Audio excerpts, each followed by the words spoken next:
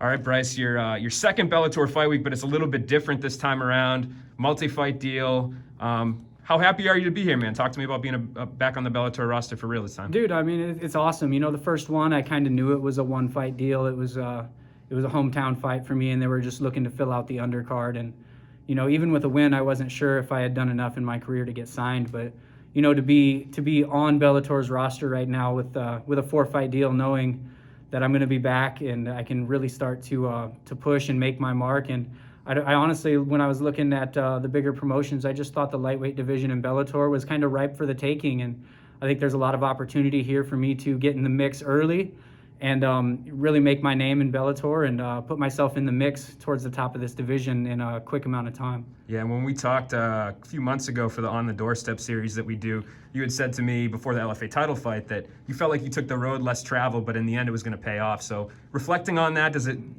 how nice is it that the ends justify the means, so to speak? Oh, absolutely. I never shied away from tough fights when I was coming up through the regional circuit. And like a lot of publications have pointed out, my 4 losses, all 4 of those guys have ended up pretty much fighting for either the UFC or Bellator, and then Nate Andrews moved on to PFL.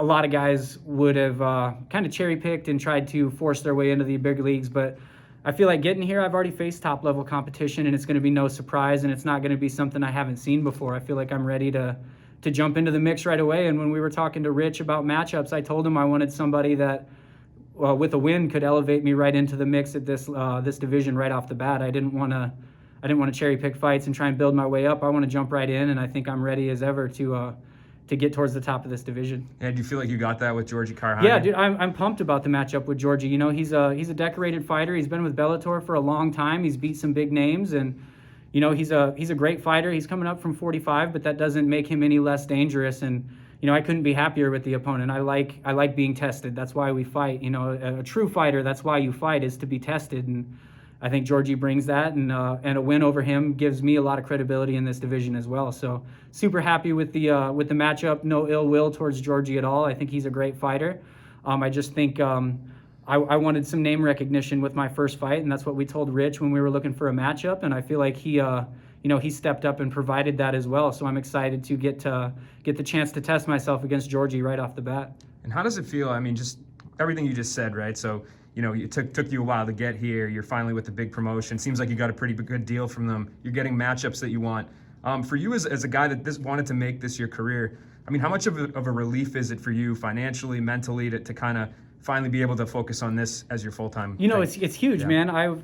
For 10 years, I've been a bartender, working 4 nights a week up until 2 o'clock in the morning, and then waking up the next day and being at the gym by 9 or 10 o'clock in the morning to fulfill all my duties as a fighter. So I feel like I've been a full-time fighter for 8 to 10 years already, but I've also been a full-time worker for 8 to 10 years because financially it wasn't enough before. And now to be in a place where I can pick and choose when I work outside of here and take time off when I'm in training camp, and it's a blessing, man. It's like, it doesn't feel real almost until you're here, and then you're like, wow, I don't have to bartend until 2 o'clock in the morning 4 nights a week. I can work on a Saturday night if I choose to, just for my own sanity and to get myself out of the house a little bit. But there's a big difference between having to be at work and choosing to work a little extra on the side for me. And I feel really blessed, especially in 2020 when so many people have lost their livelihood, to have taken such a big step in my career to set myself up, professionally and financially with Bellator. It's been a huge blessing, and it's not lost on me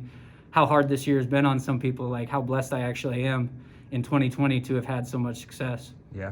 And when you think about that first Bellator fight you had back a few years ago, 2017 or 18, 2017 or 18, how does that Bryce Logan compare to this Bryce Logan? I'm a different guy, man. I'm with Fight Ready MMA now, and no slight against the guys at Power. I just ran out of guys my size to train with, and being able to be in the room with guys like Henry Corrales and Luke Sanders and just a whole slew of guys that are Hunter Azure. There's UFC guys and Bellator guys all over the gym that I get to test myself against every day. And then you kind of start to realize, dang, I'm better than I thought I was. And just the confidence that comes with that. And, working with world-class coaches like Eddie Cha, Santino DeFranco, and Allen, guys that know what it takes to get you to that next level. And, you know, I'm shocked at watching fights from back then, just how much different of a fighter I am, the confidence level that I bring into the cage now, and just knowing that I have the ability to compete with these guys instead of wondering if I had the ability. And now I get to go in the cage knowing, hey, I've got what it takes to compete with these guys. I can hang with these guys and I can present problems for these guys. I'm a good enough fighter and a good enough athlete to bring some things that these guys maybe haven't seen before as well.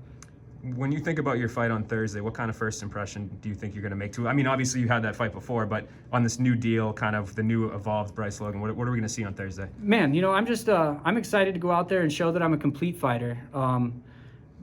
In the past, guys would talk about me and say, you know, he's a one-punch guy and he relies on his wrestling too much, and you know, he doesn't have enough combinations. And I'm excited to go out there and show that I'm a very well-rounded fighter. You know, I don't necessarily have a nickname, but a few of the guys in the gym call me Mario just because they're like, dude, when you play Mario Kart, you always pick Mario because he's not the fastest guy, but he's not the slowest guy. He's not got the biggest cart, but he ain't got the smallest cart either. And I feel like, you know, I can mix it up with guys just about anywhere. You know, if they want to turn it into a grappling exchange, I'm confident in myself down there. And I know that's cliche and it gets thrown around a lot, but I really do feel like since that move to Fight Ready and over the last 2 years, I've really grown into a fighter that can pose problems to people anywhere the fight goes. Wrestling against the cage, wrestling in the open, striking in the clinch. You know, I'm a completely different fighter, and I'm excited to let people see that now and introduce myself kind of to mainstream fans, where I feel like I'm a little bit of an unknown commodity right now. Yeah, absolutely, man. And I'm looking forward to seeing the return on Thursday. Good luck. Appreciate the time, and yeah, best of luck, man. Appreciate you guys. Thanks, man.